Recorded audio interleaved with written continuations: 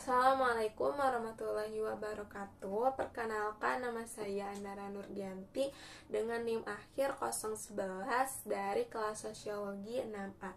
Di sini saya akan sedikit menjelaskan tentang ekonomi digital. Menurut Armin Hartman, ekonomi digital didefinisikan sebagai arena virtual yang dimana bisnis sebenarnya dilakukan, nilai diciptakan dan dipertukarkan, transaksi terjadi, dan hubungan satu lawan satu menjadi matang dengan menggunakan inisiatif internet sebagai media pertukaran. Paradigma ini menghasilkan model bisnis inovatif yang menuntut transformasi organisasi untuk optimalisasi di ranah digital. Perusahaan yang didirikan seringkali menghadapi tantangan perubahan proses bisnis secara mendasar, sedangkan entitas baru dapat memanfaatkan peluang tanpa beban sistem yang lama. Karakteristik pemahaman ini menjadi krusial bagi praktisi manajemen dalam menghadapi perbedaan esensial dengan ekonomi konvensional. Di sini terdapat 12 karakteristik dalam ekonomi digital. Yang pertama, knowledge. Knowledge di sini berbeda dengan ekonomi klasik yang bergantung pada tanah, bangunan, tenaga kerja, dan modal.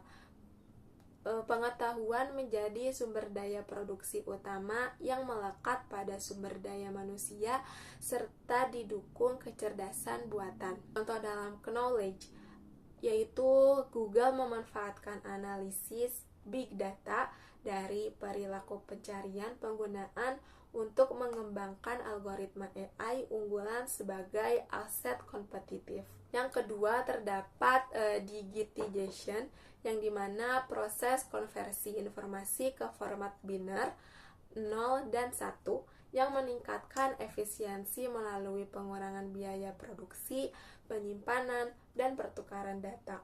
Contoh seperti platform Spotify mengonversi rekaman audio analog menjadi file digital untuk distribusi instan tanpa media fisik. Yang ketiga, virtualization, yaitu operasional bisnis tanpa aset fisik ekstensif, cukup infrastruktur digital untuk jangkauan global melalui transaksi data secara real time. Contoh aplikasi Zoom memfasilitasi pertemuan bisnis internasional tanpa kebutuhan ruang fisik atau perjalanan. Keempat, molecularization, yang dimana struktur organisasi adaptif seperti molekul mampu menyesuaikan diri dengan dinamika lingkungan eksternal. Contoh, Gojek berevolusi dari layanan ojek online menjadi super app terintegrasi dengan logistik dan pembayaran. Yang kelima, terdapat internet working, yaitu ketergantungan pada kolaborasi dengan fokus pada aktivitas inti dan mitra untuk pendukung. Contohnya seperti integrasi Shopee dengan Gojek melalui Shopee Express untuk optimalisasi logistik. Yang keenam, terdapat disintermediation, yaitu penurunan peran perantara seperti grosir atau retail dalam rantai pasok. Contohnya, penjual langsung bertransaksi dengan konsumen di Tokopedia, memotong distributor konvensional. Yang ketujuh, terdapat convergence, yang artinya integrasi computing, pengolahan data, communication infrastruktur, dan konten atau layanan dengan konten sebagai media persaingan utama. Contohnya seperti TikTok mengonvergensikan algoritma rekomendasi streaming dan konten video monetisasi. Yang kedelapan, terdapat innovation, yaitu kebutuhan inovasi berkelanjutan akibat operasional 24/7 dan kemudahan imitasi kompetitor. Contohnya seperti Instagram meluncurkan fitur Reels secara cepat untuk menyaingi TikTok. Yang kesembilan, terdapat prosumption, yang artinya hilangnya batas tegas antara produsen dan konsumen. Contohnya seperti pengguna YouTube yang beralih dari penonton menjadi kreator konten berpenghasilan iklan. Yang kesepuluh, terdapat immediacy, yang artinya preferensi konsumen terhadap opsi chapter, better, faster, dan biaya perpindahan rendah.